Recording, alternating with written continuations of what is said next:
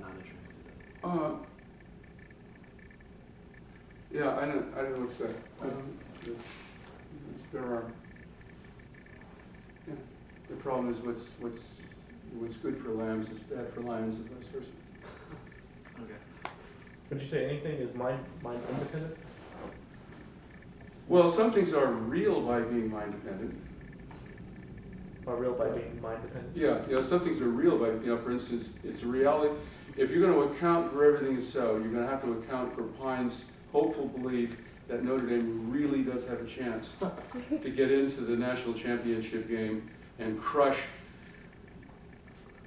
the Crimson Tide of Alabama, who will probably be in it too. Now, that's mind dependent. I mean, that reality is mind dependent because it's a belief, right? That's the mechanical beliefs without minds that believe. Well, the question was, do you think of anything as mind independent? Independent of your mind. Wouldn't the actual result be mind independent? Well, I mean, it's atoms change energy state all the time. I mean, that's all going on, whether we think it's going on or not.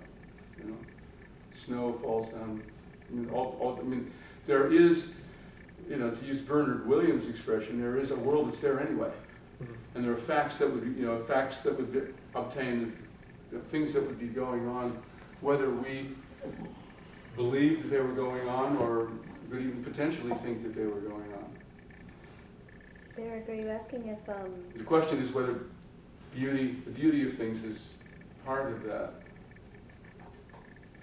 are you asking if there were Q properties that are mind independent, like specifically Q properties? No. I was asking like the classic tree question. Okay. In the forest. Of course it makes a sound. It's just nobody around to hear the sound that it makes.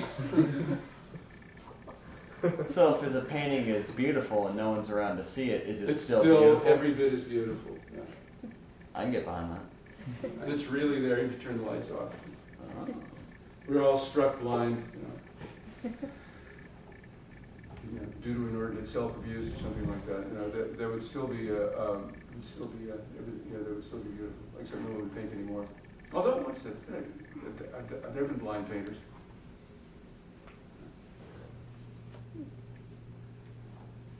I want to see the blind painter's paintings now and see if they're beautiful. that could be a game changer in this argument. Beethoven was deaf, but then to his life, wasn't he? So that would be an example. Not painting, but Yeah, you might be able to receive or not receive the form, but doesn't mean you can't give it to others. A colleague of mine in the music department at a previous campus was a composer. He was in the music department. And I was driving along when the classical station down in LA is KUSC. And I heard this nice piece. It was a setting of a Walt Whitman poem. There's a nice little sort of wind ensemble piece. I go, gee, this is nice. And this is the setting of the Walt Whitman poem by Marshall Bialowski. And so, I ran into Marshall about a week later and I said, I heard your piece on KUSC. And he says, yeah, I heard it too. It was played by the wind ensemble. It was part of the Los Angeles Philharmonic. He'd written for some college orchestra, And I said, boy, they made it sound really good. He'd heard it in his head, and he'd heard it from a bunch of music majors, but he'd never heard it from professionals. And he said, I didn't realize it was that good.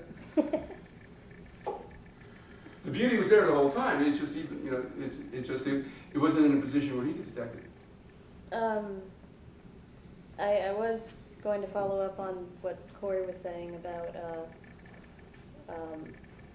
how stuff is objective, but I forgot, so never mind.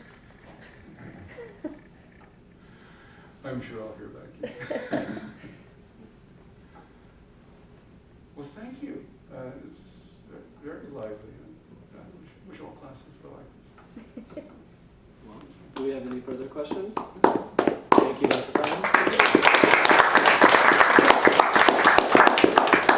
I guess we'll go ahead and close the Yeah. Since there's nothing else left, if officers will stay behind, officers, and everybody else is excused. Thank you very much for coming. Tomorrow. Tomorrow, everybody, before you go, Professor Anderson will